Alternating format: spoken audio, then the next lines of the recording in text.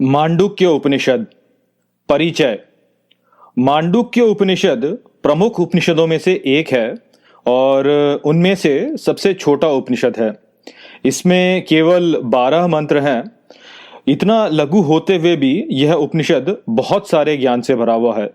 मांडुक्य उपनिषद के लिए कहा जाता है कि मुमुक्षा नाम विमुक्तये मांडुक्य एकमेव अलम, अर्थात जो लोग मुक्ति की आकांक्षा रखते हैं उनके लिए केवल मांडुक्य उपनिषद का पाठ पर्याप्त है। तो आइए मांडुक्य उपनिषद का अध्ययन आरंभ करते हैं।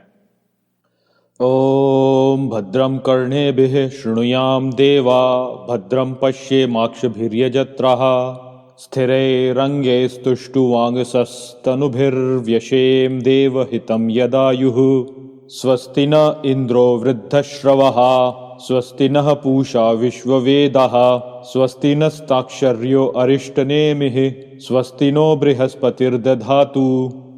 ओम शांतिः शांतिः शांतिः।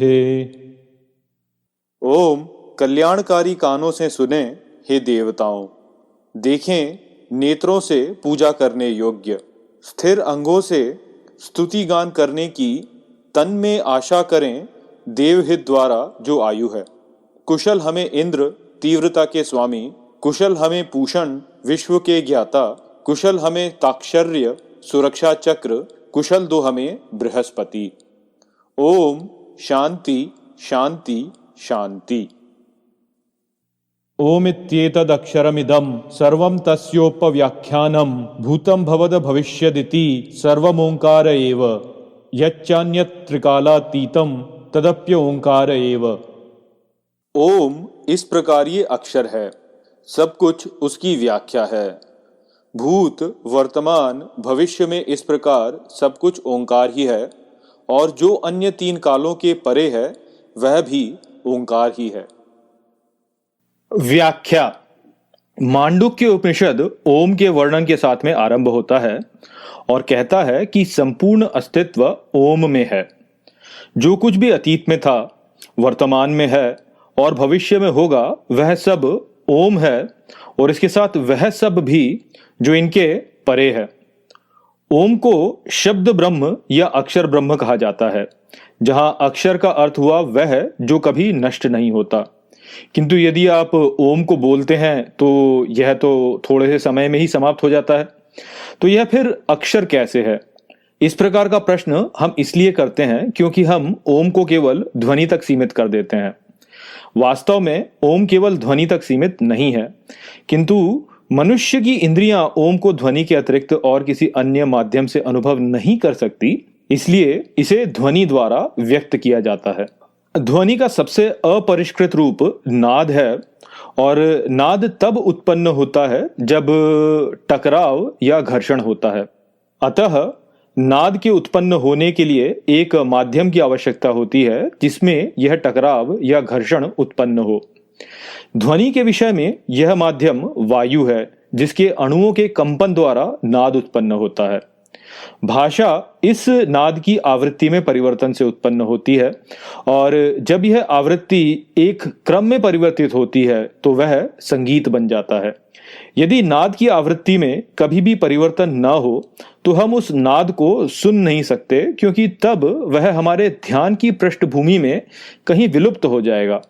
अनाहत नाद ऐसा ही एक नाद है जो कि एक ही आवृत्ति पर निरंतर इस ब्रह्मांड में बज रहा है, और क्योंकि इसकी आवृत्ति में परिवर्तन नहीं होता, इस कारण अधिकांश लोग इसे सुन नहीं पाते। अब यहां हमने वायु के माध्यम में उत्पन्न नाद को तो जान लिया, किंतु माध्यम वायु से अन्य भी हो सकते हैं। जैसे आकाश भी एक माध्यम है जिसमें नाद ऊर्जा की तरंगों के रूप में उपस्थित है। जब इस ऊर्जा में कोई क्रिया होती है तो वह परिवर्तन हमें दिखाई देता है और भौतिक वस्तुएं हमारे लिए प्रकट होने लगती हैं। यदि यह परिवर्तन ना हो तो हमें आकाश में केवल अंधकार ही दिखाई देगा। वास्तव में किसी भी माध्यम में किसी वस्तु के प्रकटीकरण के लिए उस माध्यम में उपस्थित नाद की आवृत्ति में परिवर्तन होने की आवश्यकता होती है। परिवर्तन ही गति है, और इस प्रकार हम समझ सकते हैं कि अक्षर केवल ध्वनि नहीं है, अक्षर गति है। इस संसार में जो कुछ भी गतिमान है वह अक्षर है। अब क्योंकि अनुभव केवल गतिमान का ही हो सकता है, इसलिए तीनों कालों में जो कुछ भी अनुभव में है और उसके परे जो कुछ भी अनुभव में है वह अक्षर ही है। अस्तित्व ही अनुभव है और अस्तित्व कभी क्षर नहीं हो सकता।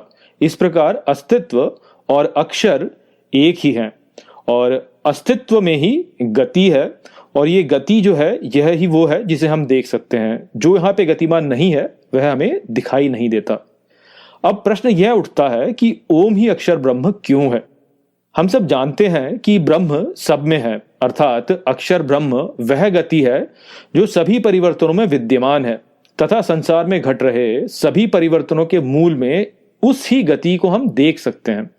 परिवर्तन का सबसे साधारण ढंग एक घंटी की ध्वनि के अनुरूप है, जहां केवल एक चोट हुई और उस चोट से ध्वनि तरंग का उदय हुआ जो थोड़ी देर पश्चात वायु में ही विलीन हो गया।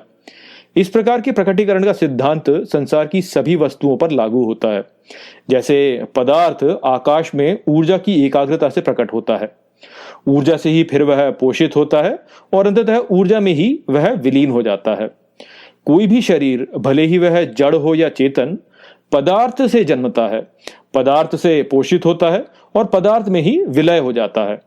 सामाजिक संस्था के बारे में भी आप ऐसे ही देख सकते हैं कि सामाजिक संस्था समाज से जन्मती है, समाज से पोषित होती है और समाज में ही विलीन हो जाती है। तो जो भी अन्य जटिल परिवर्तन हम इस संसार में देखते हैं वह इस मूल परिवर्तन के ऊपर ही घटित होते हैं, जहां पर कि वस्तु का आविर्भाव होता है, उसका पोषण होता है और फिर उसका विलय हो जाता है। शेष कुछ भी होता रहे, किंतु यह जो प्रकटीकरण, पालन तथा विनाश की प्रक्रिया है ये सदा से चलती आ रही है और सदा चलती रहेगी। इस प्रकार से यह नियम तथा जिसके द्वारा यह नियम सक्रिय है, अर्थात जो इस सब का संचालक है, वह अक्षर ब्रह्म है और उसे शब्द के रूप में हम ओम कहते हैं। शब्द के रूप में ओम का बहुत महत्व है और इसे हम अगले मंत्र की व्याख्या में समझेंगे। सर्वम ह्येतद् ब्रह्म अयम आत्मा ब्रह्म सो अयम आत्मा चतुष्पात। सब यह ब्रह्म ही है, यह आत्मा ब्रह्म है, इस आत्मा के 4 पद हैं। व्याख्या। पिछले मंत्र में हमने जाना था कि जो कुछ भी भूतकाल में था, वर्तमान काल में है, भविष्य में होगा और जो कुछ भी इन तीनों कालों के परे है वह सब ओंकार ही है। अब यहाँ इस मंत्र में कहा गया है कि यह सब कुछ ब्रह्म ही है तथा आत्मा ब्रह्म है और आत्मा के 4 पद हैं। यहाँ पर यह जो कथन है कि आत्मा ब्रह्म है, जिसे यहाँ पे अयम आत्मा ब्रह्म के रूप में कहा गया है, यह उपनिषदों के 4 महावाक्यों में से एक है, अर्थात इस कथन का बहुत महत्व है। इस कथन के महत्व को हम तब सराह पाते हैं जब हम पहले और दूसरे मंत्रों के संदेश को एक साथ देखते हैं। सब कुछ ओंकार है और सब कुछ ब्रह्म है, अर्थात ओंकार ही ब्रह्म है। आत्मा ब्रह्म है और ओंकार ब्रह्म है, अर्थात आत्मा ही ओंकार है। आत्मा ही हमारा सच्चा स्वरूप है, तो इस प्रकार से हम वास्तव में ओंकार ही हैं। ओंकार ही शब्द ब्रह्म है, अतः हम ही शब्द ब्रह्म हैं। पिछले मंत्र में हमने ओम से बाह्य जगत की सृष्टि को समझा था, किंतु यह अस्तित्व का केवल एक पहलू है। बाह्य जगत के साथ साथ हम एक आंतरिक जगत को भी अनुभव करते हैं और यह भी ओम, ब्रह्म और आत्मा के ही अंतर्गत है। बाह्य जगत तथा आंतरिक जगत कोई 2 भिन्न जगत नहीं है, अपितु एक ही चिदाकाश के 2 पहलू हैं और प्रकटीकरण इन दोनों में ही शब्द द्वारा होता है। प्रायः लोग जब शब्दों के विषय में सोचते हैं तो उसे केवल ध्वनि तक सीमित कर देते हैं, किंतु हमने पिछले मंत्र में यह समझा था कि ध्वनि केवल शब्द का वो रूप है जो वायु के माध्यम में प्रकट होता है। यदि माध्यम को वायु से विस्तृत करके आकाश के रूप में देखा जाए तो जो भी बाहरी जगत में प्रकट है वह शब्द ही है। अब यहां हम यह समझेंगे कि कैसे यदि माध्यम को आकाश से विस्तृत करके चिदाकाश कर दिया जाए तो हमारे अस्तित्व का जो आधार है वह भी ओम ही है। अपने दृष्टिकोण को बहिर्मुखी से अंतर्मुखी करने पर हम शब्दों के महत्व को समझ सकते हैं। ये जो बाह्य संसार हम अपने चारों ओर अनुभव कर रहे हैं वह हमारे अनुभव का केवल एक भाग है, जहां शब्द हमारे लिए ध्वनि की तरंगों के रूप में आता है। हमारे भीतर जो एक समृद्ध आंतरिक संसार है, वार्तालाप तो वहां भी होता है। वहां पर शब्द हमारे लिए कैसे आते हैं इस पर हम कभी ध्यान नहीं देते। हम सोचते हैं कि यह शब्दों का जो सृजन है यह हम स्वयं कर रहे हैं, किंतु वास्तव में ऐसा है नहीं। केनोपनिषद के पहले खंड में कहा गया है, यद वाचा न अभ्युदितम येन वाग अभ्युद्यते तदेव ब्रह्म त्वम विद्धि नेदम यदिदम उपासते। अर्थात जो वाणी से उदित नहीं, जिससे वाणी उदित होती है, उसे ही ब्रह्म तुम जानो, इसे नहीं जिसकी लोग उपासना करते हैं। वहां पे ये भी कहा गया है कि यन मनसा न मनुते येन आहुर मनोमतम तदेव ब्रह्म त्वम विद्धि नेदम यदिदम उपासते। अर्थात जो मन द्वारा विचार नहीं करता, जिसके द्वारा मन विचार प्राप्त करता है, उसे ब्रह्म तुम जानो, इसे नहीं जिसकी लोग उपासना करते हैं। तो जब हम कुछ बोलते हैं तो बोलने से पहले शब्द हमारे मन में उदित होते हैं, और यदि यह शब्द हमारा मन नहीं उदित करता अपितु ब्रह्म उदित करता है, तो उससे हम यह अर्थ निकाल सकते हैं कि संसार में जो कुछ भी सोचा जा रहा है वह ब्रह्म द्वारा ही सोचा जा रहा है, तथा जो कुछ भी बोला जा रहा है वह ब्रह्म द्वारा ही बोला जा रहा है। वास्तव में शब्द ही वह माध्यम है जिसके द्वारा ईश्वर जीव से संपर्क में रहते हैं और उससे अपने कार्य करवाते हैं। आपकी सारी क्रियाएं आपके मन में उठ रहे संकल्पों के आधार पर ही तो होती हैं। जीव के मन में अनेक प्रकार के अच्छे तथा बुरे संकल्प ईश्वर निरंतर शब्दों के रूप में भेजते रहते हैं, और जिस प्रकार के संकल्पों से जीव स्वयं को जोड़ने लगता है वैसी ही उसकी गति होती है। यदि जीव अच्छे संकल्पों से आसक्त होता है तो वह दिव्य होने लगता है, और यदि वह बुरे संकल्पों से आसक्त होता है तो वह निकृष्ट होता जाता है। इस प्रकार से हम देख सकते हैं कि हम हमारे संकल्प हैं, और यह संकल्प हम शब्दों के रूप में ही प्राप्त करते हैं। यदि संकल्प ना हो तो हमारा अस्तित्व भी ना होगा। इस बात की पुष्टि इस तथ्य द्वारा होती है कि जब हम स्वप्न रहित निद्रा में होते हैं तो हम एक शून्य को अनुभव करते हैं जहां कुछ भी अनुभव नहीं करते, अर्थात हमारा अस्तित्व निलंबित हो जाता है। ऐसा इसलिए होता है क्योंकि स्वप्न रहित निद्रा में हमारे भीतर संकल्पों का अभाव हो जाता है, और इस अभाव के ही कारण हमारा अस्तित्व भी निलंबित हो जाता है। जागृत अवस्था में लौटने पर हमारे संकल्प पुनः लौट आते हैं, और इसलिए हम जगत को पुनः अनुभव करने लगते हैं। स्वयं के बारे में सोचिए और आप देखेंगे कि आपके कितने सारे संकल्प हैं, जैसे मैं मनुष्य हूं, या मैं पुरुष अथवा स्त्री हूं, या मैं भारतीय मूल का व्यक्ति हूं आदि। यहां ध्यान दीजिए कि इन सभी संकल्पों में एक संकल्प सदा सन्निहित है, और वह है मैं हूं। यह संकल्प सभी प्रकार के संकल्पों का आधार है, और इसके विलुप्त हो जाने पर अन्य सभी संकल्प भी विलुप्त हो जाएंगे।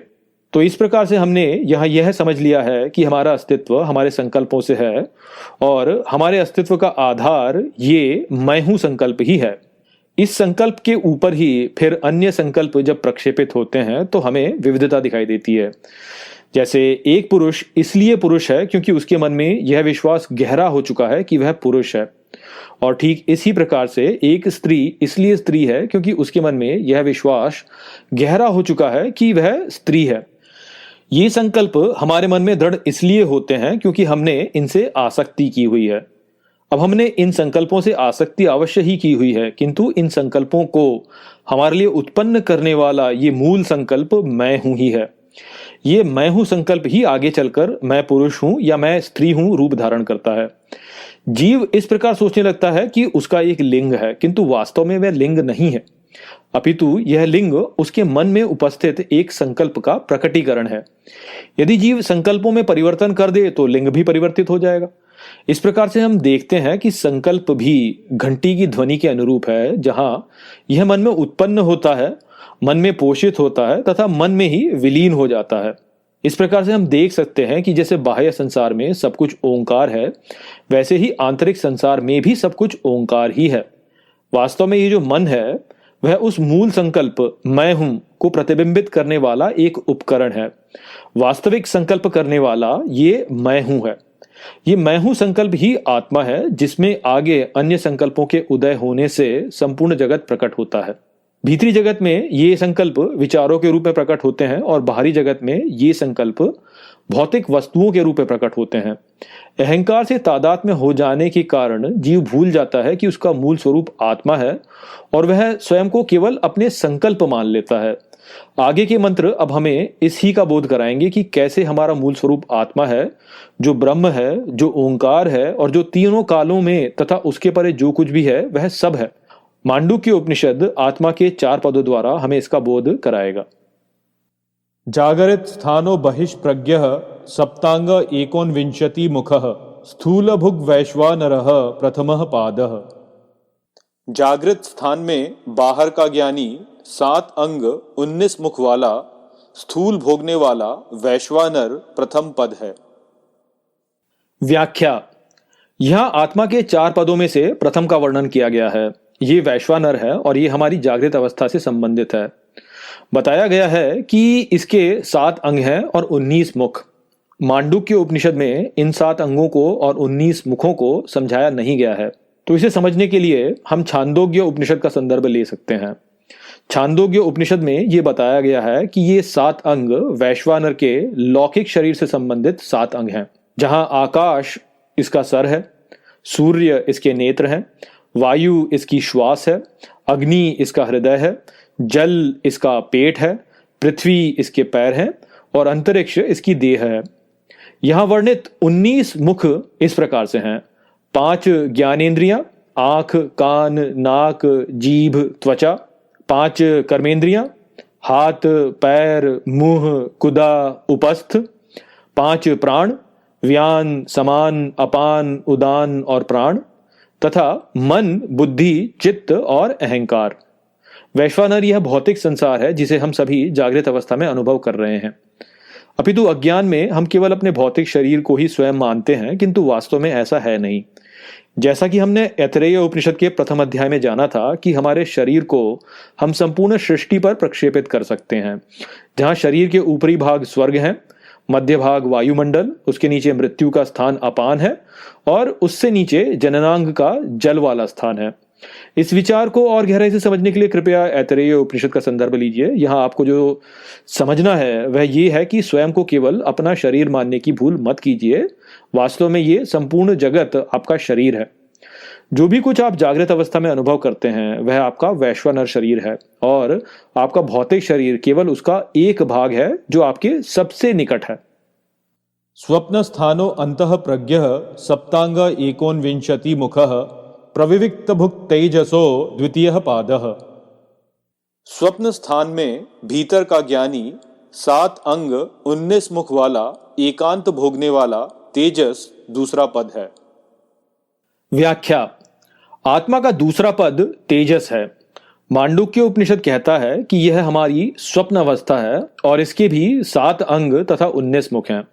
ऐसा इसलिए है क्योंकि जब हम स्वप्न देख रहे होते हैं तो हमें ऐसा ही प्रतीत होता है कि हम अपनी जागृत अवस्था में हैं। यहाँ तेजस और वैश्वानर के बीच जो भेद है वह यह है कि वैश्वानर हमारे बाहर का अनुभव है और तेजस हमारे भीतर का। प्रायः लोग बाह्य जगत को वास्तविक मानते हैं और भीतरी जगत को कल्पना मानते हैं, किंतु वास्तव में ऐसा है नहीं। ज्ञानी के लिए उसका भीतरी जगत भी उतना ही सत्य होता है जितना बाहरी जगत। हम पहले ही समझ चुके हैं कि जो भी संकल्प हम करते हैं वह ही बाहरी जगत में प्रकट हो जाता है और इस प्रकार से हमारा भीतरी जगत हमारे बाहरी जगत को नियंत्रित करता है। वैज्ञानिक रूप से बोला जाए तो हम जानते हैं कि हमारे सपनों में हम अपने अवचेतन मन से संपर्क में होते हैं। यह अवचेतन मन ईश्वर की ही शक्ति है जो ईश्वर के शब्द के रूप में हमारे लिए प्रकट हो रही होती है। हमारा अवचेतन मन हमारी सबसे गहरी इच्छाओं और संस्कारों से अवगत होता है जिन्हें हम अपनी जागृत अवस्था में दबा देते हैं। हम ऐसा इसलिए करते हैं क्योंकि हम उन्हें स्वीकार नहीं करना चाहते। हम ये नहीं मानना चाहते कि वह हमारे भीतर उपस्थित हैं। इस प्रकार का हमारा पाखंड ही हमें ईश्वर से एक नहीं होने देता। स्वप्न अवस्था में हमारा अवचेतन मन हमें हमारे इस ही पाखंड का बोध कराने का प्रयास कर रहा होता है, किंतु अधिकांश लोग इन स्वप्नों को केवल मन की निरर्थक बकबक मान लेते हैं। वास्तव में हमारा अवचेतन मन हमारे चेतन मन से अधिक ज्ञानी होता है क्योंकि उसका ज्ञान सीधा ईश्वर से आ रहा होता है। जागृत अवस्था में भी वह ही है जो हमारे विचारों को नियंत्रित कर रहा होता है, किंतु हमें इसका भान नहीं होता। हम उस पर अपने अहंकार को प्रक्षेपित कर देते हैं और मानने लगते हैं कि हमारा मन ये सारे विचार उत्पन्न कर रहा है, जबकि वास्तव में मन तो केवल उन विचारों को प्रतिबिंबित कर रहा होता है। स्वप्न की अवस्था में हमारे अहंकार की शक्ति क्षीण हो जाती है और हमारा अवचेतन मन अधिक प्रबल हो जाता है। इस कारण से हमारा अवचेतन मन हमें सत्य को स्वप्न के रूप में परोक्ष रूप से दिखाने लगता है। सामान्य व्यक्ति स्वप्न के प्रतीकों को समझ नहीं पाते हैं और स्वप्न को अनदेखा कर देते हैं, किंतु ज्ञानी अपने स्वप्नों को गंभीरता से समझने का प्रयास करते हैं। यदि हम उसके साथ सामंजस्य में हो जाएं, जो हमारा अवचेतन मन हमें स्वप्न में बता रहा है, तो वह हमारे लिए एक बहुत कुशल मार्गदर्शक बन जाता है और हमारी जीवन रूपी नौका स्वयं ही उचित दिशा में प्रवाहित होने लगती है। यत्र सुप्तो न कंचन कामम कामयते न कंचन स्वप्नम पश्यति तत्सुषुप्तम। सुषुप्त स्थान एकीभूतः प्रज्ञान घन एव आनंदमयो ह्यानंद भुक् चेतो मुखः प्राज्ञस्तृतीयः पादः। जहां सोता है, न ही कोई कामना करता है, न ही कोई स्वप्न देखता है, वह सुषुप्ति है। सुषुप्त स्थान में एक होकर निश्चित ही आनंदमय प्रज्ञान घन ही आनंद भोगने वाला चेतना का मुख प्रज्ञा तृतीय पद है। व्याख्या। आत्मा का तीसरा पद प्रज्ञा है, जो सुषुप्ति का स्थान है। अर्थात जब हम स्वप्न रहित निद्रा में होते हैं तो हम प्रज्ञा में होते हैं। प्रायः जब हम सुषुप्ति में जाते हैं तो हमारा मन भी सो जाता है और इसलिए अधिकांश लोग प्रज्ञा की अवस्था को कभी प्रत्यक्ष अनुभव नहीं कर पाते। जैसे ही हम सुषुप्ति से बाहर आते हैं तो हम सीधे वैश्वानर में प्रवेश कर लेते हैं और अल्पज्ञ के अल्पज्ञ ही रहते हैं। क्योंकि हम प्रज्ञा को कभी प्रत्यक्ष अनुभव नहीं कर पाते, इसलिए इसकी शक्ति से भी हम अवगत नहीं होते। यदि आप प्रातः काल में निद्रा से जागते समय सचेत रहने का प्रयास करें तो कुछ क्षणों के लिए आप इसे अनुभव कर सकते हैं। बहुत से वैज्ञानिकों ने इसी अवस्था में गहरी वैज्ञानिक खोजों को किया है। आपने अनुभव किया होगा कि बहुत से लोग निद्रा से बाहर आते समय ऊँघते रहते हैं और निद्रा से बाहर नहीं आना चाहते। ऐसा इसलिए होता है क्योंकि उस समय वे प्रज्ञा के आनंद को अनुभव कर रहे होते हैं और उस आनंद से वह बाहर नहीं आना चाहते। आप इस आनंद की अवधि को बढ़ा सकते हैं, किंतु वह करने के लिए आपको वैश्वानर की गति को धीमा करना होगा। जागृत अवस्था में हम अपने लिए कितने सारे उत्तेजक अनुभवों की खोज में लगे रहते हैं, जैसे मैं ये स्वादिष्ट भोजन भोग लूं, या वह सुंदर दृश्य देख लूं, उस मधुर संगीत को सुन लूं, इस मनोरंजक चलचित्र को देख लूं, मेरे मित्र कहाँ घूमने गए, पड़ोसी राष्ट्र में क्या हो रहा है, शेयर बाजार में क्या चल रहा है, फिल्मी अभिनेताओं की गपशप में क्या हो रहा है। तो इस प्रकार की बहुत सी व्यर्थ की बातों में हम अपनी जागृत अवस्था में लगे रहते हैं। इन सब में अपनी ऊर्जा का व्यय करके वैश्वानर से जब हम तेजस में प्रवेश करते हैं तो वहां ये सभी संस्कार हमारे अवचेतन मन में घर कर जाते हैं।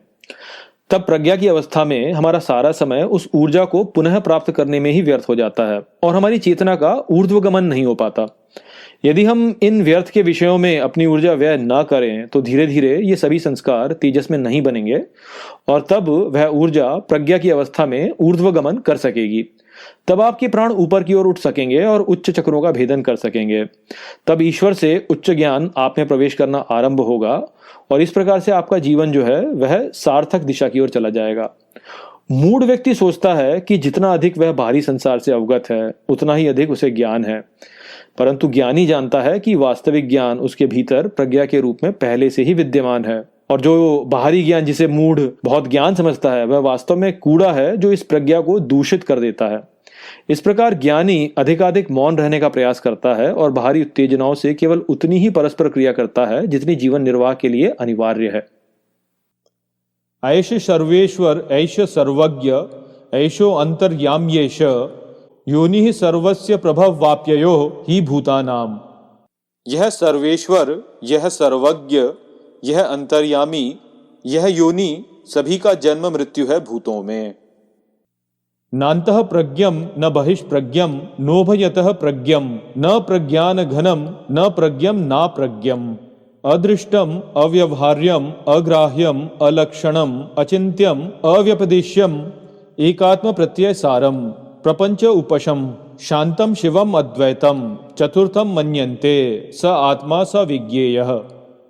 न भीतर का ज्ञान, न बाहर का ज्ञान, न दोनों का ज्ञान, न प्रज्ञान घन, न ज्ञान, न अज्ञान, अदृष्ट, अव्यवहारिक, अग्राह्य, अलक्षण, अचिंत्य, अपरिभाष्य, स्वयं एक, आस्था का सार, प्रपंच से नीचे स्थिर, शांत, शुभ, अद्वैत, चतुर्थ मानते हैं, वह आत्मा, वह ज्ञान के योग्य है।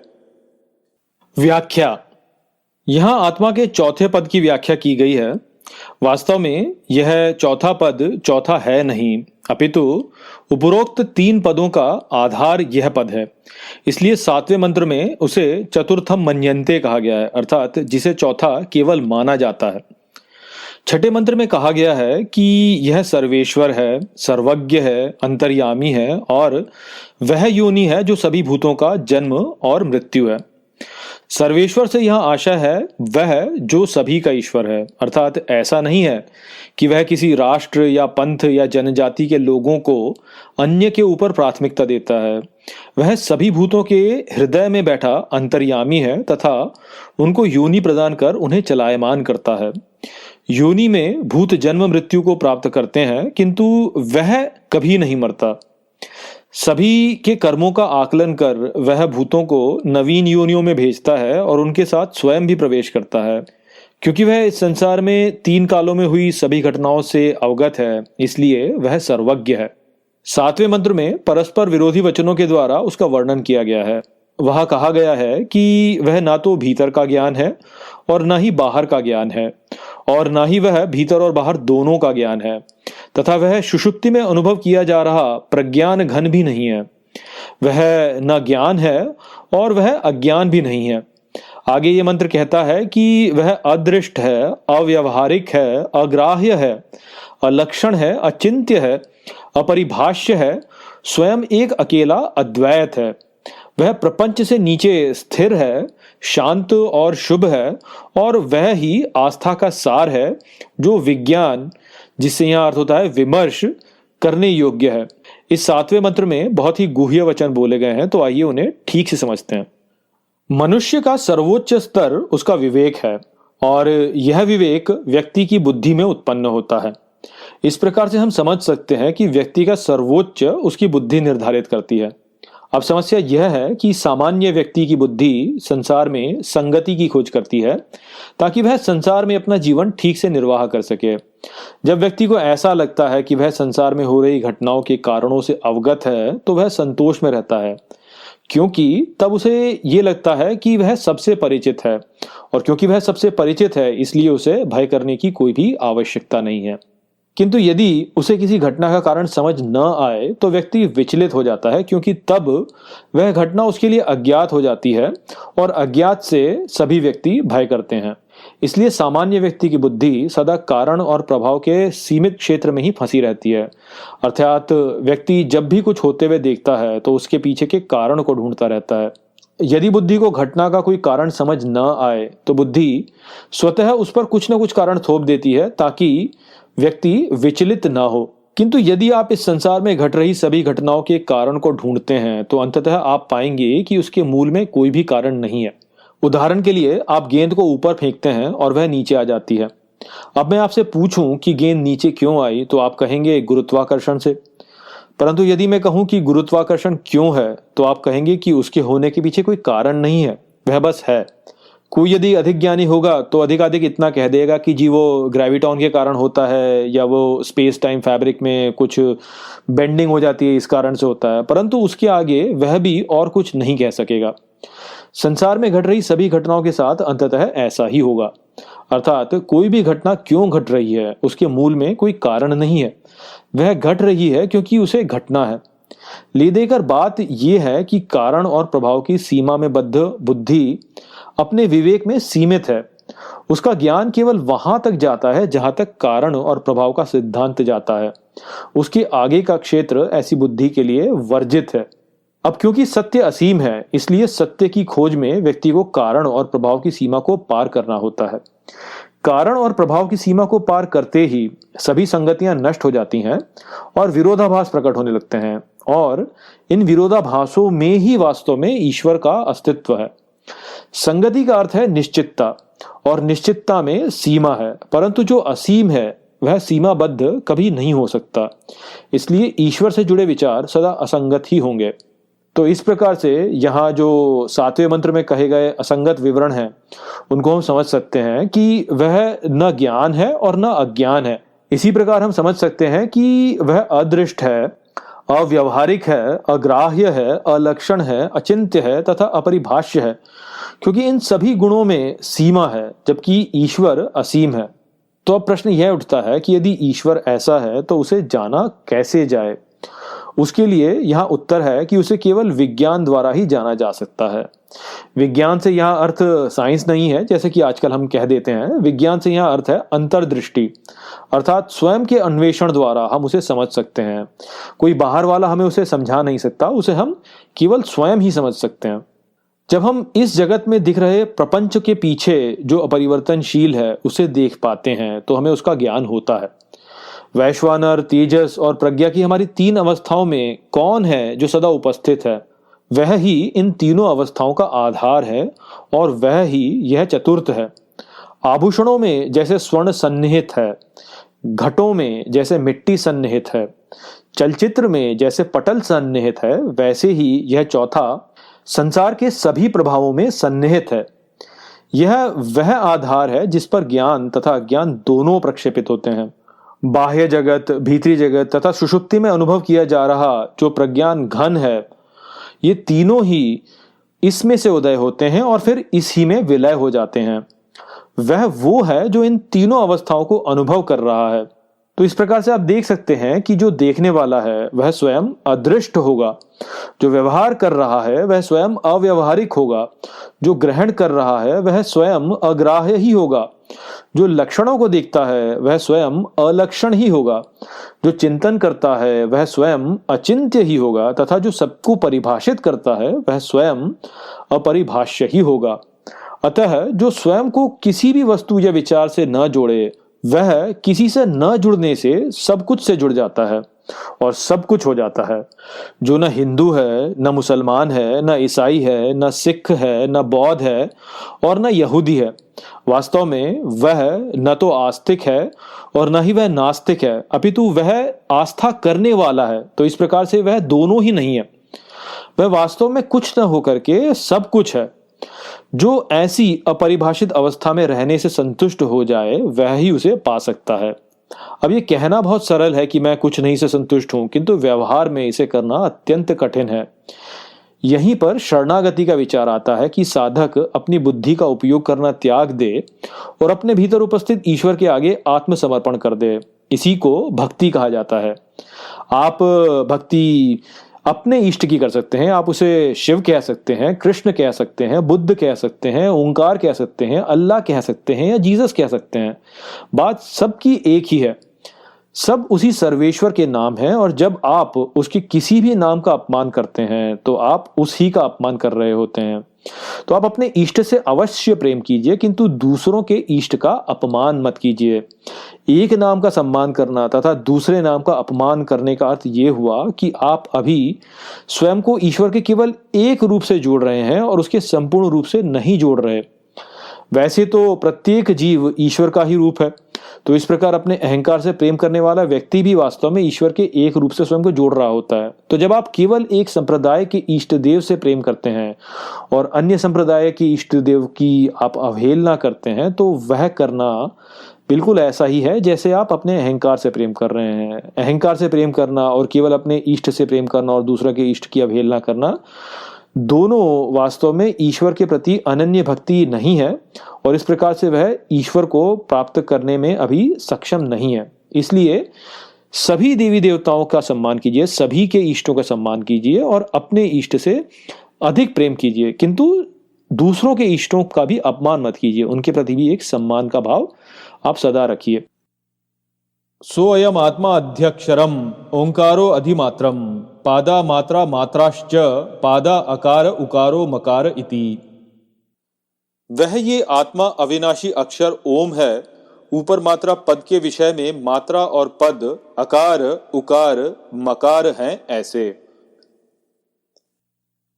जागरित स्थानो वैश्वानरो अकारः प्रथमा मात्रा आप्तेरादि मत्वाद वाप्नोति हवै सर्वान् कामान आदिश्च भवति य एवं वेद। जागृत स्थान का वैश्वानर अकार प्रथम मात्रा की प्राप्ति में स्रोत के होने से ऐसे प्राप्त करता है, निश्चित ही सभी कामनाओं का स्रोत। इस प्रकार जो जाता है ज्ञान को। स्वप्न स्थान तेजस उकारो द्वितीया मात्रा उत्कर्षात उभयत्वात् वा उत्कर्षति हवै ज्ञान संततिम समानश्च भवति न अस्या ब्रह्मवित् कुले भवति य एवं वेद। स्वप्न स्थान का तेजस दूसरी मात्रा उकार है। मात्रा के उत्कर्ष से दोनों का उत्कर्ष होता है। निश्चित ही ज्ञान का समान विस्तार होता है और नहीं इसके द्वारा ब्रह्मज्ञानी कुल में होता है। इस प्रकार जो जाता है ज्ञान को। सुषुप्त स्थान प्राज्ञो मकारस्तृतीया मात्रा मितेर पीतेर वा मिनोति हवा इदम सर्वम पीतिश्च भवति एवं वेद। सुषुप्त स्थान का प्रज्ञा तृतीय मात्रा मकार स्थिरता में भी वहां से कदाचित बिखरता ही है, यहां सभी में। इस प्रकार जो जाता है ज्ञान को। अमात्रश्चतुर्थो अव्यवहार्यः प्रपंचोपशमः शिवोद्वैत एवं ओंकार आत्मैव संविशत्यात्मना आत्मानं य एवं वेद। चौथा मात्राहीन अव्यवहारिक प्रपंच से नीचे स्थिर शुभ अद्वैत एक ओंकार स्वयं ही प्रवेश किया आत्मा में, आत्मा को जो इस प्रकार जानता है। व्याख्या। पहले मंत्र में हमने समझा था कि कैसे ओम शब्द ब्रह्म या अक्षर ब्रह्म है, और दूसरे मंत्र में हमने जाना था कि आत्मा ब्रह्म है और इस आत्मा के 4 पद हैं। इस प्रकार से हम यह निष्कर्ष निकाल सकते हैं कि आत्मा ही अक्षर ओम है, और इसकी ही पुष्टि यहाँ 8वें मंत्र में की गई है। परंतु अज्ञान के कारण हम में से अधिकांश आत्मा को केवल अपना शरीर मान लेते हैं। अब जबकि आत्मा के 4 पदों को समझा दिया गया है, तो आगे के मंत्रों द्वारा उन 4 पदों के माध्यम से साधक को समझाया गया है कि कैसे आत्मा शरीर नहीं है अपितु ओम है। सबसे पहले तो यहाँ यह बताया गया है कि ओम में 3 मात्राएं उपस्थित हैं, अकार, उकार तथा मकार। आगे फिर कहा गया है कि ये अकार जागृत अवस्था का वैश्वानर है, उकार स्वप्न अवस्था का तेजस है तथा मकार सुषुप्ति अवस्था का प्रज्ञा है। यहाँ पर जो भी शेष कहा गया है वह हमें तब तक समझ में नहीं आएगा जब तक हम इन 3 मात्राओं को नहीं समझते। इसलिए आइए इन 3 मात्राओं को थोड़ा गहराई से समझते हैं। आप अपनी दिनचर्या को देखिए। प्रातः काल में जब आप उठते हैं तो सुषुप्ति में से जागृत अवस्था में प्रवेश करते हैं।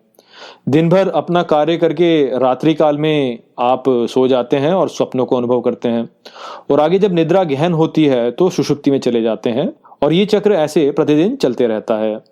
यहाँ 3 अवस्थाओं में वैश्वानर सबसे अधिक स्थूल है, तेजस वैश्वानर से सूक्ष्म है और प्रज्ञा तेजस से भी अधिक सूक्ष्म है।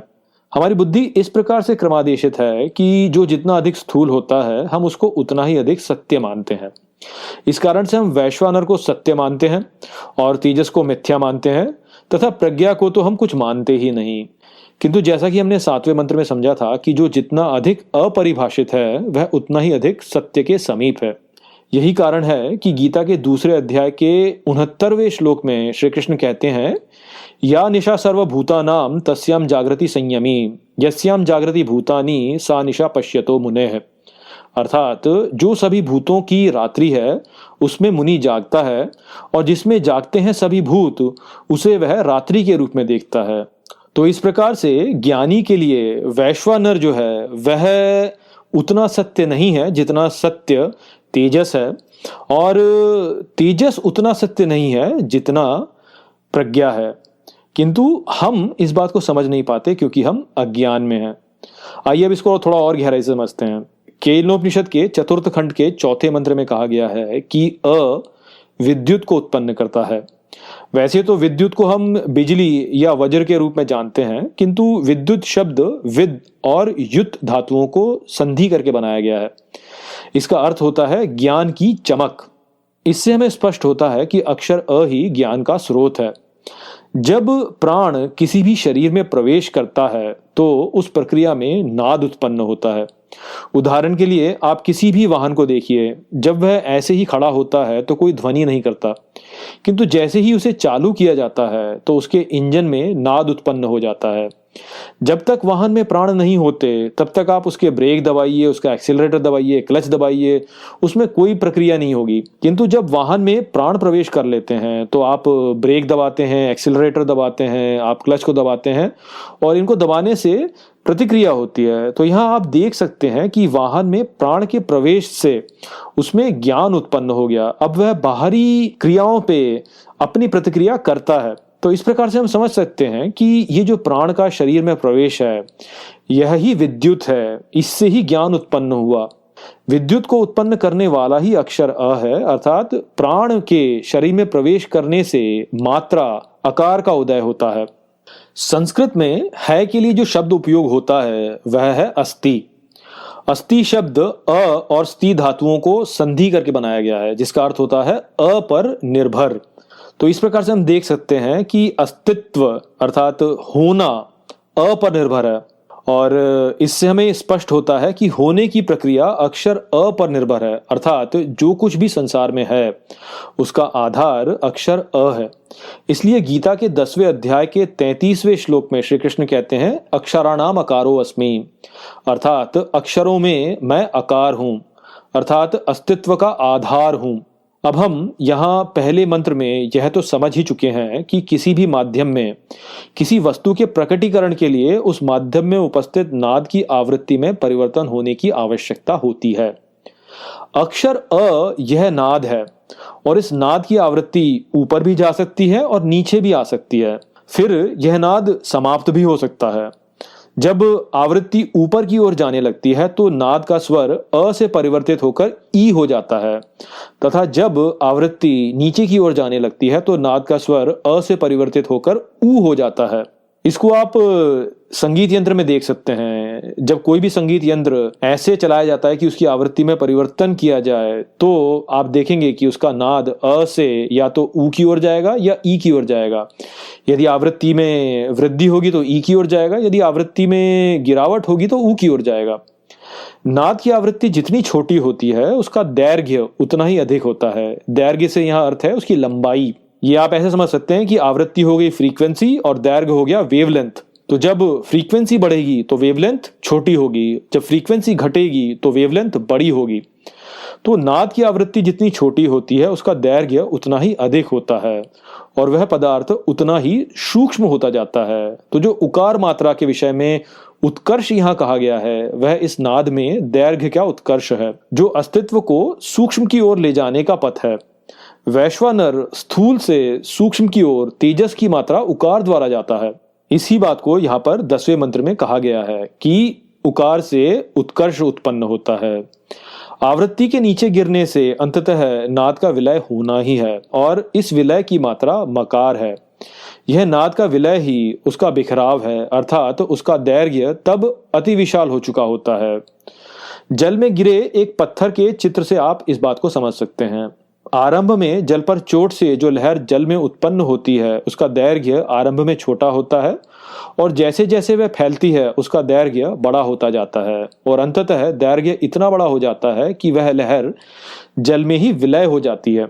इसको आप कम्युनिकेशन के द्वारा भी समझ सकते हैं कि देखिए, जब किसी भी फाइबर ऑप्टिक केबल में से एक ऑप्टिकल पल्स जो है उसको जब प्रसारित किया जाता है तो आरंभ में वह पल्स जो होती है उसका दैर्घ्य छोटा होता है, और जब वह अपने गंतव्य पर पहुंचती है तो उसका दैर्घ्य फैल के बड़ा हो चुका होता है।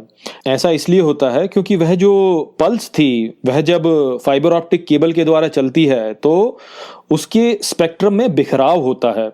तो माध्यम में जब भी कभी कोई भी लहर चलती है तो उसमें बिखराव होगा ही होगा, और ये बिखराव जो है इसका जो नाद है या इसकी जो मात्रा है वह मकार है। मकार ही वह विलय है। तो फाइबर ऑप्टिक केबल में भी यदि आप फाइबर ऑप्टिक केबल को बहुत लंबा कर दें, अति विशाल कर दें, तो अंततः होगा यह ही कि वह जो पल्स आपने उसके द्वारा भेजी थी वह बिखर के विलुप्त हो जाएगी। तो ये जो विलुप्त होना है यह ही वास्तव में मकार है। मकार ही वह विलय है। सुषुप्ति में हम प्रज्ञा में विलय हो जाते हैं, जो प्रज्ञान घन है। वहां व्यक्ति अपने शरीर से तादात्म्य में नहीं है, अपितु वह वहां है जहां से सभी की चेतना का उदय हुआ है। दूसरे शब्दों में कहा जाए तो उसका अस्तित्व तब संपूर्णता में विलय हो जाता है। यह स्थिति सूक्ष्म से भी अधिक सूक्ष्म है, जहां सभी मानसिक क्रियाएं थम जाती हैं तथा नाद भी थम जाता है, अर्थात नाद का दैर्घ्य अब अति विशाल हो चुका होता है। जितने भी बीज मंत्र होते हैं सभी का अंत मकार में ही होता है, क्योंकि अंत में विलय होना ही है। ब्रह्मांड में एंट्रोपी सदा वृद्धि करती ही है और ऊर्जा सदा माध्यम में विलय होती ही है। यह इस ब्रह्मांड की प्रकृति है और ऐसा होना ही है, विलय होना ही है। अब जबकि हम आकार, उकार और मकार को ठीक से समझ चुके हैं कि आकार जो है वह अस्तित्व का स्रोत है, उकार जो है वह उसका उत्कर्ष है और मकार जो है वह उसका बिखराव है, तो अब हम यहाँ पे जो कहा गया है उसको स्पष्ट रूप से समझ सकते हैं। यहाँ कहा गया है कि जागृत स्थान का वैश्वानर आकार की प्राप्ति में स्रोत के होने से सभी कामनाओं का स्रोत है। हम यह तो जानते ही हैं कि अस्तित्व में अक्षर अ सन्निहित है, और जैसे कि हमने ऐतरेय उपनिषद के पहले अध्याय में जाना था कि पुरुष का अस्तित्व आत्मा के कामना के कारण ही हुआ है, तो इस प्रकार आकार कामनाओं का स्रोत है। जितनी अधिक इसकी आवृत्ति होगी उतनी ही तीव्र कामना भी होगी तथा उतनी ही स्थूल रूप से वह वैश्वानर में प्रकट भी होगी। यदि इस मात्रा की आवृत्ति को धीमा कर दिया जाए तो यह सूक्ष्म होती जाएगी, अर्थात इसका प्रकटीकरण बाह्य जगत में नहीं होगा, केवल भीतरी जगत में होगा। यह आवृत्ति का धीमा होना ही उकार है, जो दैर्घ्य का विशाल होना है। इस दैर्घ्य के उत्कर्षण को उकार में उपस्थित उत्कर्ष कहा गया है। स्वप्न स्थान का तेजस उकार में उत्कर्ष के होने से वैश्वानर और तेजस दोनों को उत्कर्ष प्रदान करता है, जिससे ज्ञान का समान विस्तार होता है, किंतु तब भी इससे ब्रह्म ज्ञान प्राप्त नहीं होता। हमारे स्वप्नों में हम जो देखते हैं वह कई बार हम जागृत अवस्था में कभी स्वीकार नहीं करते, क्योंकि वहां हमारे वो भाव उभर कर आते हैं जिनका हम जागृत अवस्था में दमन कर चुके होते हैं। इस प्रकार का दमन हमारे जागृत जीवन में मानसिक रोगों को उत्पन्न करता है और हम अज्ञान से ही घिरे रहते हैं। यदि हम स्वप्नों का अच्छे से विश्लेषण करके अपने भावों को उचित दिशा दें तो हमारे ज्ञान में वृद्धि होगी। उसी को यहाँ ज्ञान का विस्तार कहा गया है। आगे फिर सुषुप्त स्थान का प्रज्ञा मकार की स्थिरता में विलीन हो जाता है और अंत में केवल मौन शेष रहता है, जो मात्राहीन है तथा वह ही है जिसमें मात्रा का जन्म होता है। जिस प्रकार आकाश में उपस्थित किसी भी पदार्थ में वह आकाश भी उसके साथ होता है, वैसे ही किसी भी मात्रा में मौन सदा होता ही है, अर्थात आकार का जन्म, उकार का उत्कर्ष और मकार का विलय तीनों ही मौन में होते हैं। और इस प्रकार यह मौन वह चौथा है जो वैश्वानर, तेजस और प्रज्ञा का आधार है। इस प्रकार हम आत्मा और ओम के बीच के परस्पर संबंध को देख सकते हैं। अब अंत में यहाँ यह समझिए कि जो स्वयं को केवल अपना शरीर मानता है वह वैश्वानर के एक आवृत्ति के आकार से चिपका हुआ है। वह अपने स्थूल रूप को ही सत्य मानकर अज्ञान द्वारा अस्तित्व में आता है। उसके आकार का दैर्घ्य बहुत छोटा होता है और इस प्रकार वह बंधन में है। यदि उसको ज्ञानी होना है तो उसको दैर्घ्य में उत्कर्ष की आवश्यकता होती है। इस उत्कर्ष से वह अपने बंधनों को काट काट के अपने दैर्घ्य में विस्तार कर सकता है, किंतु जब तक दैर्घ्य असीम न हो तब तक वह बंधन में ही है। इसलिए तेजस का उत्कर्ष भी उसे ब्रह्म ज्ञान नहीं प्रदान करता। बंधन से बाहर निकलने का एकमात्र मार्ग यही है कि वह मात्राहीन हो जाए। जब वह वैश्वानर, तेजस और प्रज्ञा तीनों को पार कर चौथे में प्रतिष्ठित हो जाता है, तब वह संपूर्ण ज्ञान में होता है।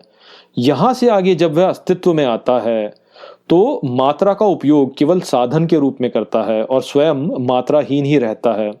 यह अवस्था ही सच्चे रूप में आत्मा को जानना है तथा हमारे जीवन का लक्ष्य इसी अवस्था को पाना है। यह अवस्था हमने ईशोपनिषद में जानी थी, जहां पर कि वह विद्या तथा अविद्या दोनों के ही पार चला जाता है। आगे प्रश्नोपनिषद में हम इस विषय को और भी गहराई से समझेंगे। ओम भद्रं कर्णेभिः शृणुयाम देवा भद्रं पश्येमाक्षभिर्यजत्राः स्थिरैरङ्गैस्तुष्टुवांगसस्तनुभिर्व्यशेम देवहितं यदायुः स्वस्ति न इन्द्रो वृद्धश्रवः स्वस्ति नः पूषा विश्ववेदाः स्वस्ति नस्ताक्षर्यो अरिष्टनेमिः स्वस्ति नो बृहस्पतिर्दधातु। ओम शांतिः शांतिः शांतिः। ओम कल्याणकारी कानों से सुने हे देवताओं, देखें नेत्रों से पूजा करने योग्य, स्थिर अंगों से स्तुति गान करने की तन में आशा करें देवहित द्वारा जो आयु है। कुशल हमें इंद्र तीव्रता के स्वामी, कुशल हमें पूषण विश्व के ज्ञाता, कुशल हमें ताक्षर्य सुरक्षा चक्र, कुशल दो हमें बृहस्पति। ओम शांति शांति शांति।